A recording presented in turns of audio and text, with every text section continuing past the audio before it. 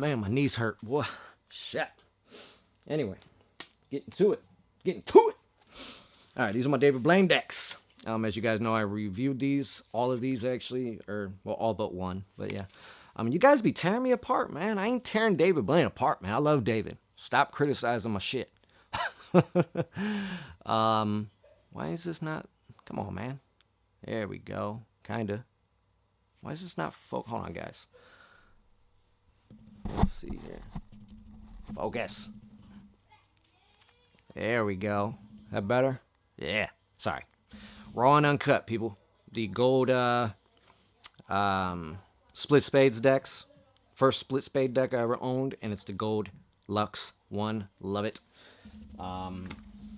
The private reserve expert playing card David Blaine deck. Really cool. It's got the same front as the Observers did. And then the Stoics deck. Okay. Really looks like the old Microsoft deck that he put out. Pretty cool. Hold on one second here. I don't know why it keeps doing. So these are all my Daniel Madison decks. Got the Trawlers. Okay. Shout out to Daniel Madison. The Madison's deck. The Pink Rounders. Okay. Really cool deck. The Black Rounders. Like I said earlier, I still have this first one I ever had. The Red Dealers. Shout out to Doc's playing cards for these. These are actually never been opened. Well, they've been opened, but not used. The Hellions. Okay, the V2 Hellions. The Gold Revolvers. Damn cats, man. And the Knights deck by Peter McKinnon and Daniel Madison. Alright, so, like I said earlier, there's a certain name I don't really prefer to talk about, but this is all illusionist decks. Who? As much as I have a personal issue with them, I still do think that their decks, some of them, not all of them, some of them are great, which is why I have them. The first one being the Cohorts. Such a really cool deck. I really like it and enjoy it. It really, really reminds me of, like, you know, like the old modern style decks. I mean, like the Arcos and whatnot. Really cool. So, yeah. The other deck is the Illusionist deck, the E deck, as people call it. And it is called, because it says it on the top, E deck. Very rare. I actually reviewed this on my channel early on. So, yeah, another cool deck. Then we have the Peter McKinnon and James Coffee Company collab. Never actually had a chance to review these. Really cool deck, though. It's got the, you know, the really nice metallic gold ink on the back of these. I believe it's metallic. Yeah. So, yeah, pretty cool deck. Feel great, too. Printed by USPCC. If you guys aren't familiar, if you want to see me review these, I will. I mean, look, the freaking thing's coming off them. I never even used them. That's the funny part. They're probably still in new deck order. So, yeah. The Space Jams, once again. Like I was telling you earlier, I do have both of the Private Reserve, Royal Reserves by Jeremy Griffin. Okay. And it's funny, too, because the, where is it? Yeah, the bottom of these, I don't know if you can see that. The bottom is actually coming off. So, yeah, it's like, it needs re-glued.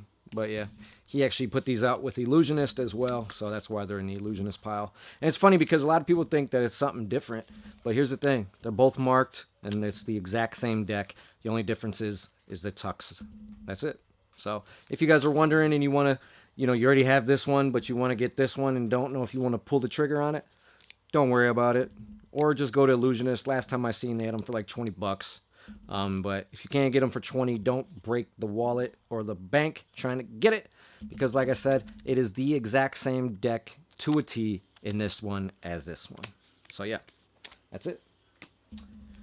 Once again, as you can see, and these are all open now, by the way, as of the Daniel Madisons and the David Blaines. So yeah, USPCC and the USPCC and the Cardamundi Keepers. One of the first other custom decks I had are the Absinthe playing cards. Another one that I don't think I ever shuffled either. think it's brand new. And like I told you earlier, the first giveaway I ever did was these. I had a brand new one. I bought two. I got them for Christmas, actually. But yeah. And then the infamous Black Ghost playing cards, of course. Okay? So yeah, that's those. Let's keep it moving. All right, so let's see here. Once again, and as you can see, these might look a little different. See that side, and then this side's because I keep my duplicates sometimes in blank cards or whatever on the outside, which is why you see all of these in that way. Well, this one, the cellophane's gone, but if I have a cellophane on them, that's usually the reason being. So yeah, I got all the 4 cherry casinos I showed you earlier. A lot of times I buy 2 of each deck. That's another reason you'll see some duplicates from earlier, from sealed to the unsealed copies. Plus I have some sealed decks that I don't have open and vice versa. So, but I like to usually buy at least 2 of every deck. If I buy it or if somebody sends it, I tell them to please, if it's possible, to send 2. If not, it's no big deal. But because I collect one and then I open and review one, and sometimes 3 because I'll give one away. So, yeah. But yeah, those are those. Shout out to Maddie the Magician, Maddie Gilbert. He just released the Emanations deck, or is about to, on Kickstarter. Keep an eye out for that. He sent me these during his last Kickstarter. An amazing guy. He actually autographed another one, which we'll get to soon. He signed the back of it for me. This is still one of my favorite decks of all time. That smooth ivory finish on these makes them very, very well made. Such a snappy stock. It lasts so long. It's not even funny, man. I don't know why I kept saying very. It's very great. That's all I can say about it. I love this deck. Love it, love it, love it. The Emanations deck is on the same stock. He's actually got a couple on their way to me now.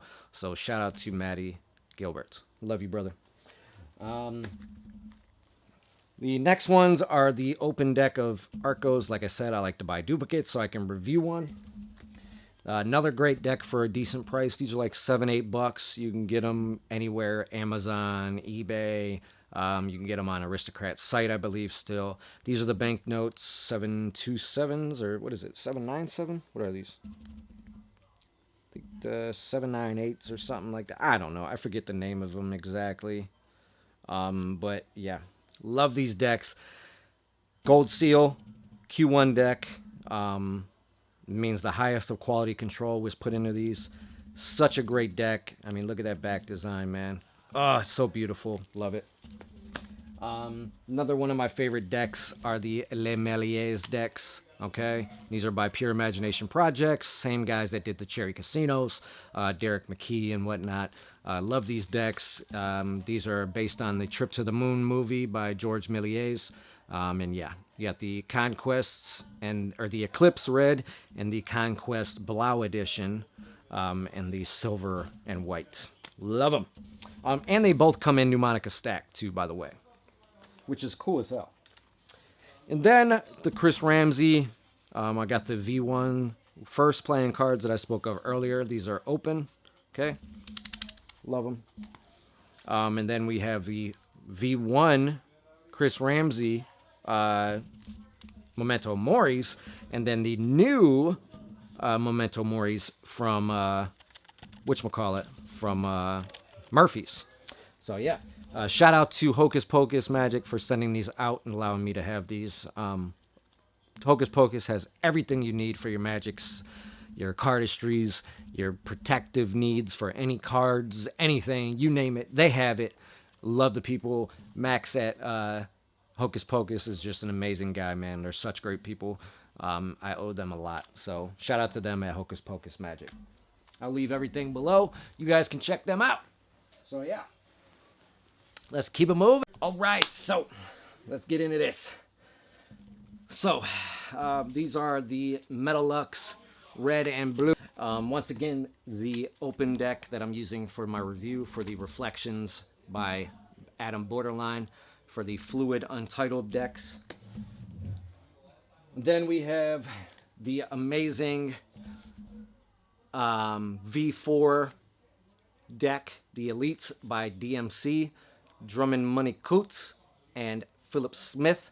These are marked. These are amazing. Probably the best. Not probably. These are the best marked deck in the world, hands down. So yeah, they're in green. I'm not a heavy fan of the green decks, but I'll tell you what, these are pretty amazing. So yeah. Also, these were sent by Hocus Pocus Magic again. I'll be reviewing these very shortly as well. The Fort Knox by Alex Pandrea. Another one of my favorites by him, but definitely fell short. I think they should have made the back Metalux gold, like they did like the David Blaine deck that I showed you. But they didn't. They did it in metallic gold, and it fell short. And then they tried to jack the price up like people weren't going to notice, and they died down. So yeah. If they're going to put these out, Alex Pandrea, if you're listening or watching this for some weird reason, please do these the right way next time. And yeah, that's all I can say. Do them right. If you're going to make them that type of commodity, make them right. That's it. And I have nothing against Alex. He's a great guy.